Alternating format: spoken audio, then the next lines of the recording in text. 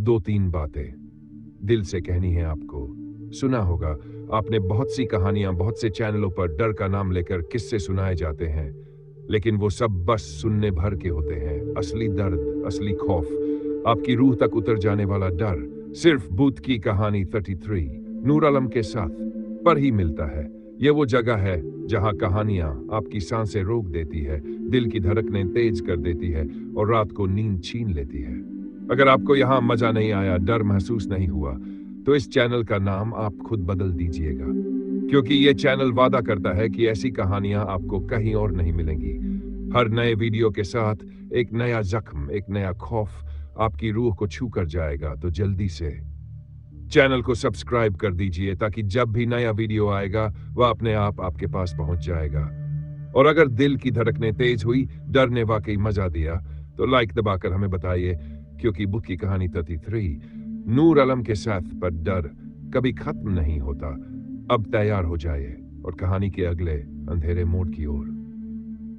बब्बन तांत्रिक, महान तांत्रिक की भयावह गांव के लोग कहते थे, आधी रात जब पूरा गांव नींद में डूब जाता, कुत्ते भी भौंकना बंद कर देते, तभी बब्बन तांत्रिक की परछाई श्मशान की ओर जाती। उसके कदमों की ध्वनि सुनाई नहीं देती थी, लेकिन हवा कांप जाती थी। रात का अंधेरा और गहरा हो जाता था और सियारों की चीखें अचानक तेज हो उठती थी, मानो वे जान जाते हों कि आज श्मशान में कोई साधारण मनुष्य नहीं, बल्कि महान तांत्रिक अपनी साधना करने आ रहा है। बचपन से ही बब्बन अलग था। उसके जन्म के समय ही श्मशान की चिता अपने आप जल उठी थी। गांव वाले डर गए थे। कुछ ने कहा यह शापित है, कुछ ने कहा यह वरदान है, पर माँ बाप गरीब थे, वे इसे भगवान की लीला मानकर चुप रह गए। बचपन से ही बब्बन की आंखों में अजीब लाल चमक रहती। वह घंटों अंधेरे में घूरता और लोग उसकी नजर से बचते, क्योंकि कहते थे उसकी आंखें जैसे आदमी के भीतर तक देख लेती हैं। 10वें साल में वह पहली बार श्मशान पहुंचा। रात गहरी थी, चांद बादलों में छिपा था, चारों ओर राख और धुएं की गंध फैली थी। और वहीं उसने देखा, श्मशान की एक कोठरी के पास हड्डियों की माला पहने, काले वस्त्रों में लिपटे, लाल आंखों वाले एक महान तांत्रिक को, जिसने खुद को उसका गुरु तांत्रिक बताया। उस आदमी ने कहा, बब्बन, तू श्मशान का पुत्र है, तेरे जन्म का संकेत मैंने ही देखा था। अगर तू मेरे साथ साधना करेगा तो एक दिन महान तांत्रिक बनेगा, तेरी विद्या का नाम पूरे देश में गूंजेगा। बब्बन ने बिना झिझक हामी भर दी और उसी रात से उसकी असली साधना शुरू हुई। गुरु तांत्रिक ने उसे पहले साधारण मंत्र दिए, बुरी नजर उतारने के, रोग भगाने के, फिर धीरे धीरे उसे श्मशान साधना में उतारा।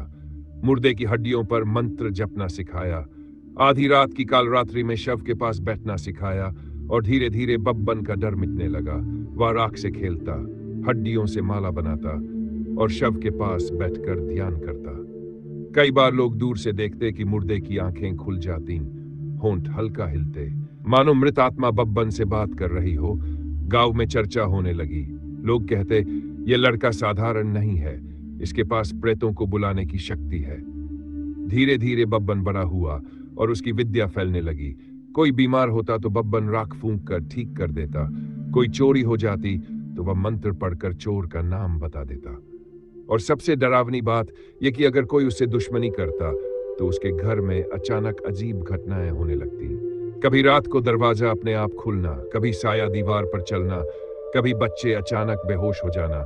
सब लोग समझ जाते कि यह बब्बन तांत्रिक का काम है। धीरे धीरे उसका नाम दूर दूर तक गूंजने लगा। लोग उसे महान तांत्रिक कहने लगे। गांव के बाहर उसकी कुटिया बन गई। कुटिया के चारों तरफ नीम और पीपल के पेड़ थे। वहां रात को अजीब रोशनी दिखती, कभी लाल धुआं, कभी नीली आग और कभी काले साए। लोग डरकर दूर से ही देखते, कोई पास जाने की हिम्मत नहीं करता। गुरु तांत्रिक अब बूढ़ा हो चुका था।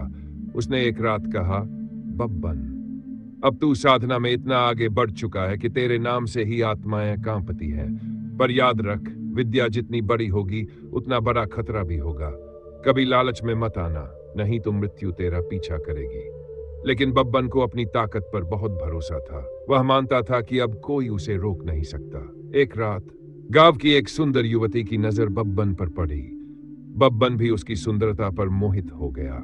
उसने सोचा कि क्यों न अपनी विद्या से उसे अपने वश में कर ले। गुरु तांत्रिक ने पहले ही चेतावनी दी थी कि विद्या का दुरुपयोग मत करना। पर बब्बन ने बात नहीं मानी। उसने रात को श्मशान में शव पर बैठकर काला मंत्र पढ़ा और उस लड़की की आत्मा को बांधने की कोशिश की, लेकिन साधना बिगड़ गई। मंत्र उल्टा पड़ गया और वह युवती अचानक मर गई। गांव में हाहाकार मच गया। लोग समझ गए कि यह सब बब्बन का काम है, पर वे उसे मारने की हिम्मत नहीं जुटा पाए, क्योंकि उन्हें पता था अगर बब्बन चाहे तो पूरे गांव पर प्रेत छोड़ देगा। पर उसी रात जब बब्बन श्मशान गया तो उसने घंटी बजाई। मान्यता थी कि श्मशान की घंटी अगर कोई तांत्रिक 3 बार बजा दे तो मृत्यु उसके पीछे लग जाती है। बब्बन ने अहंकार में आकर 3 बार घंटी बजा दी। इसके बाद उसकी जिंदगी बदल गई। अब उसकी कुटिया से रात को चीखें आने लगीं। कभी किसी को दिखता कि उसके पीछे एक काला साया चलता है, कभी वह खुद डर कर उठ जाता क्योंकि कोई अदृश्य शक्ति उसके कान में फुसफुसाती। तेरा समय आ गया है। धीरे धीरे उसकी हालत बिगड़ने लगी, आंखें लाल रहने लगीं, शरीर पर जख्म दिखने लगे। लोग कहते थे मृत्यु की छाया अब उसके पीछे है। गुरु तांत्रिक ने कहा, मैंने तुझे रोका था बब्बन, तूने विद्या का दुरुपयोग किया, अब तुझे इसकी सजा मिलेगी। पर बब्बन झुकने को तैयार नहीं था। उसने कहा, अगर मौत मेरे पीछे है तो मैं मौत को भी अपने वश में कर लूंगा। और उसने अंतिम साधना शुरू की। उसने श्मशान में सबसे पुरानी चिता ढूंढी, वहां हड्डियों के ढेर पर बैठकर रात भर मंत्र पढ़ा, राख से अपने शरीर को ढक लिया और अपने चारों तरफ शवों की खोपड़ियां रख दी।